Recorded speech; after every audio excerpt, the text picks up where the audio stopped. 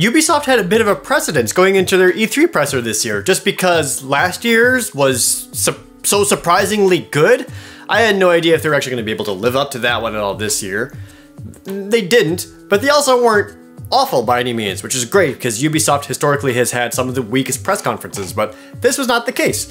So starting off, they opened up with basically a huge live dance number with a guy in a panda suit and other people dancing around him, basically dancing to kind of modern day pop songs being played by a parade the entire time.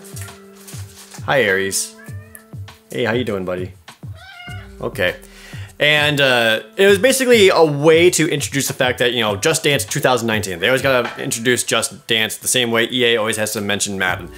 So that's coming this year. But I actually kind of liked how high energy it was. It kind of helped like set up the vibe for the show and kind of get people into it and just have that enthusiasm there. My cat Aries is going insane right now. I'm sorry. It may the musical number may have dragged on just a little bit long, but overall I thought it was fine, and they kept the Just Dance section pretty short. And it was a cool way for them to kind of start off and having that energy, because that energy led right into the next announcement, which was a big deal, and that was Beyond Good and Evil 2. It is still being made, and it's still looking really good. They had an all-new CG trailer for it, and my god, it would not surprise me that the fact the game is taking so long to develop is because they're putting all their time into those cinematics, because god damn, they are good looking. They're awesome looking. And they had a big twist at the end of this cinematic where basically their ship was being attacked and ransacked and straight up grabbed by this massive behemoth of a spacecraft. And as they're being boarded and the villains are being revealed, like the main villain that walks out was Jade from the first game, which fascinates me because they still stated that this is a prequel. So I don't really know how that's gonna work, but there you go. And after that, they actually did go into a little bit of the gameplay. They showed some pre-alpha footage, which was awesome. Seeing anything was great. And they got to talk about a little bit. They showed one of the areas that you can be in, this open world, massive city that you can explore. One of the biggest surprises to me was the fact that they said that the game is going to be co-op. That sounds awesome. I really want to see how they're going to do that, because co-op open universe, as they call it. They're calling it an open universe game, not just open world, because it sounds like you're going to be traveling to different worlds. They also brought up how they basically have what is more using the company hit record to more or less have small job postings for fans to submit things to have it included into the game, such as specific art, fan art, music. In the postings say like music that kind of sounds like what a space pirate would listen to, or something like that. Like they're going for specific vibes, not just whatever random creations. And if they like it, they'll include it into the game. Now the cynical side of people see that and say, oh yep, gonna make them work for free. Why don't you develop the game and not us? You know, we'll pay you an exposure. The more optimistic side of me though, however, says, that is cool. I would want to have my own stuff put into a game, and if I was an artist trying to get into the gaming industry, saying something that I had placed into Beyond Good and Evil 2 would be great for my resume. I don't know, I think that's kind of cool. Why not? Plus, if anything, with how long it's taking for that game to develop, maybe this will help them get done faster if they just outsource a lot of this stuff to the fans. After that, they went into Rainbow Six Siege, which they basically stated is still going strong. They're still doing constant updates for it. They have some tournaments for it happening later this year and next year. And then they teased a Rainbow Six documentary, which I didn't care about. And judging by the people in my Twitch chat, didn't care about either, including people who play Rainbow Six Siege, didn't care about either. This is easily the low point of the entire conference, is because they didn't really show anything new for Rainbow Six Siege or teased new operatives or anything. They just basically talked about the documentary. Okay. But after that, a guy in an Evel Knievel suit rode in through the audience on a motorbike and got up on stage, pretended to crash through a podium to, you know, just add to that E3 cringe show reel that everyone likes to make on YouTube every year. But then he started talking about Trials Rising, a new Trials game.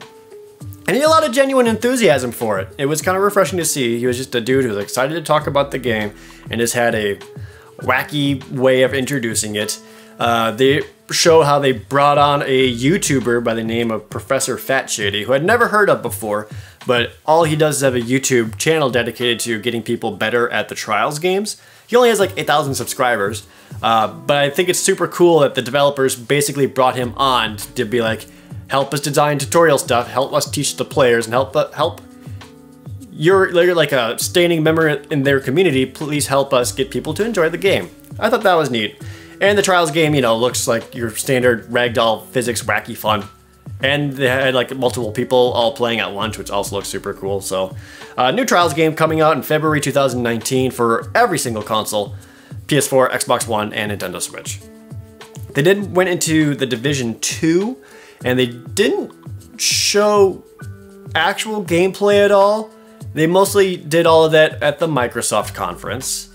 Instead, they had a CG trailer that was like dark and gritty, and you know, America's tearing itself apart, and you know, people are fighting each other just to survive, and there's all kinds of public executions in the street, and it's all dark and gritty.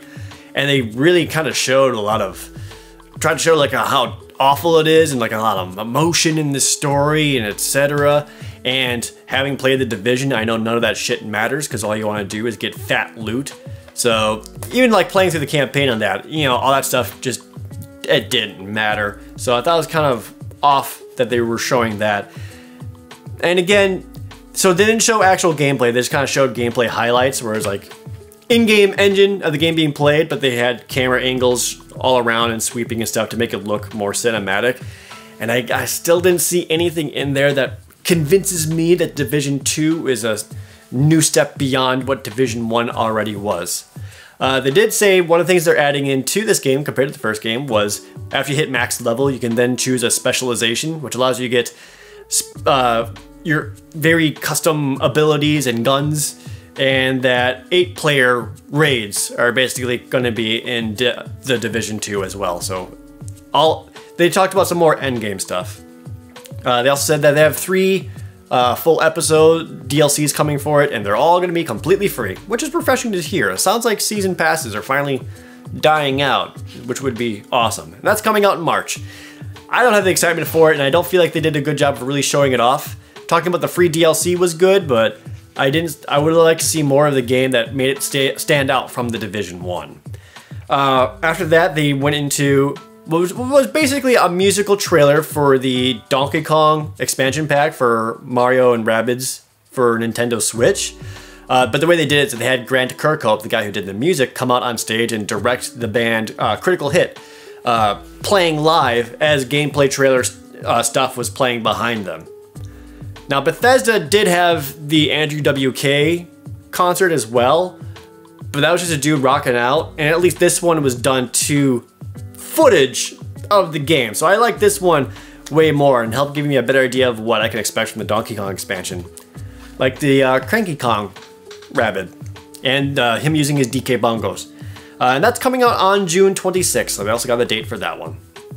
After that, they went to Skull and Bones, which is a game they talked about last year, and this year they really went into it and really started showing it off. And I still think it looks pretty freaking cool. You know, we'll have to see when we actually play it, but from what I saw, really promising stuff. I really liked how they showed how much ship customization there is, from the armaments to how it looks, to even just like changing the wheel and what you want that to look like. I don't know if it actually changed the stats a whole lot on the wheel, but all the other things it absolutely did. Armoring and assault, etc. They showed a lot of concrete gameplay of, you know, being the captain at the ship wheel, and then the camera panning up to the crow's nest as you control that to look around, and then going back down to the captain as you steer the ship. And as enemies are coming up, and then camera sweeps over to the cannon crew, so now you're playing as the cannon crew. I actually really liked all that. Really liked the way it transitioned and made you feel like you're not just the captain, you're playing the whole crew. I thought that was cool.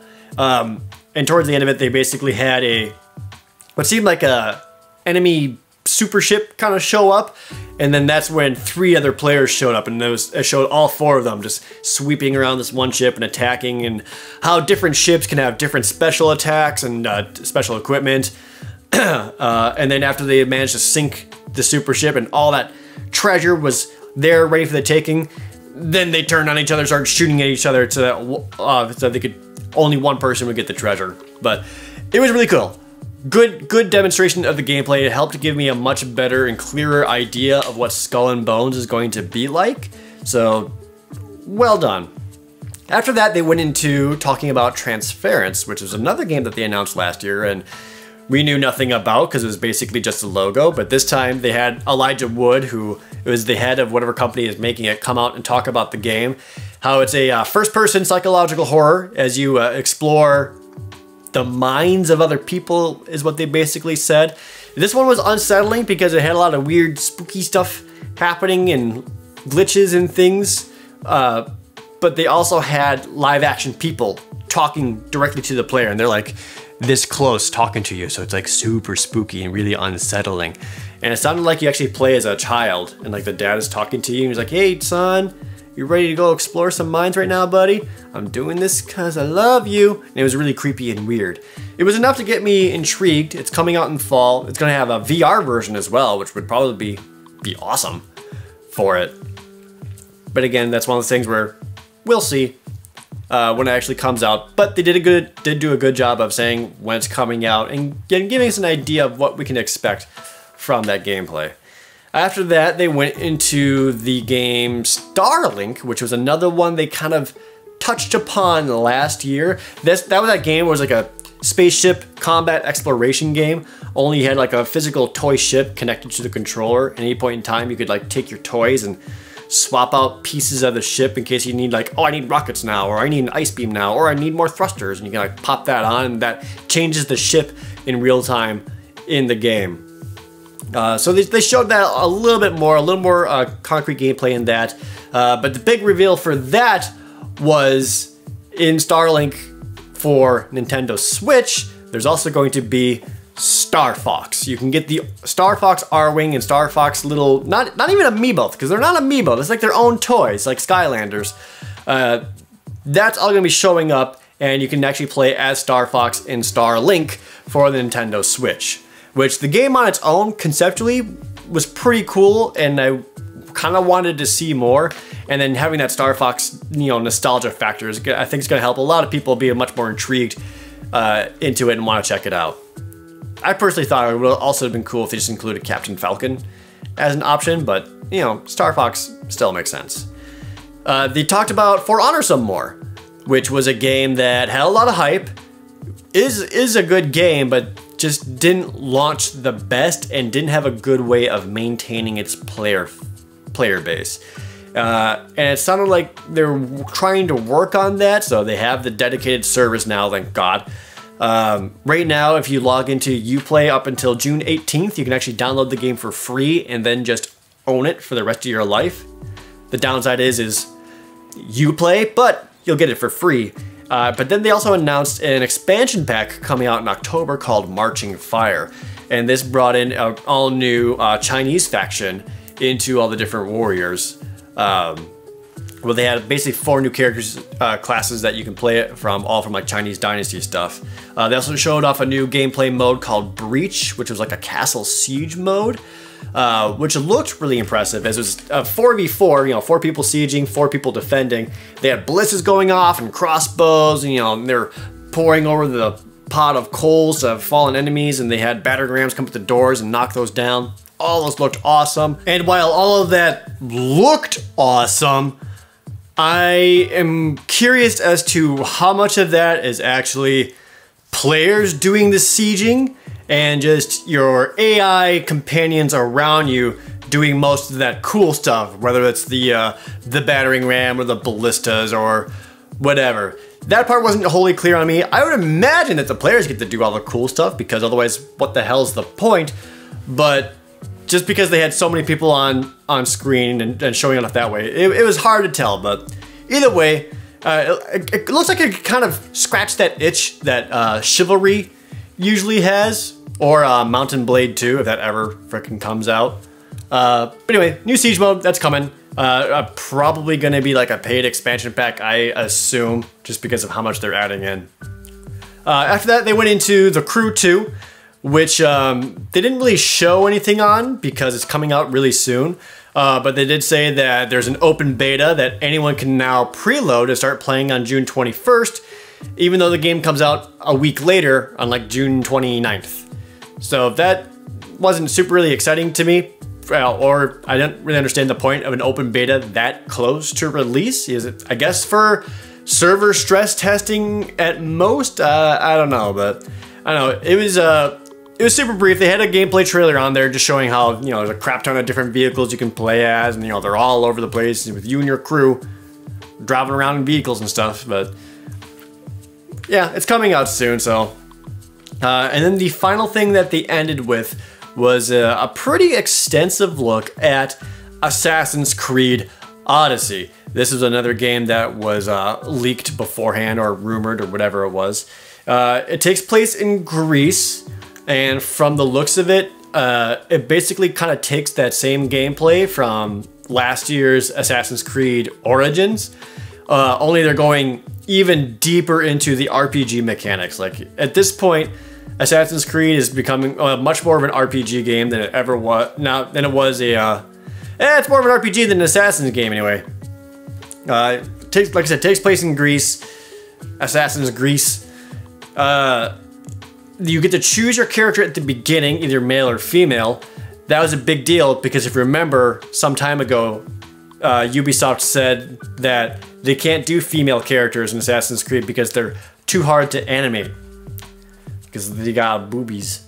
They showed that you now have choices in dialogue, which I actually rather like, so that you can choose to do things or choose not to do things, or if you want to help people or lie to them or let them know. How much this affects the overall game, the plot and all that, I'm not sure. They showed what looked like more or less, not quite Shadows of Mordor Nemesis system kind of enemies, but more or less like these larger named enemies that would either chase you down or you see them on field, and they weren't just like guard or soldier. They had like unique names to them, and you could fight them. They were harder to fight. If you defeat them, you can get some loot, throw some equipment on for extra armor and stat boosts and the like. That's where a lot of the RPG elements were coming from. I really like the setting, like the Greek setting. I actually thought was really, really cool. My main concern with it though is that it's coming out October 5th.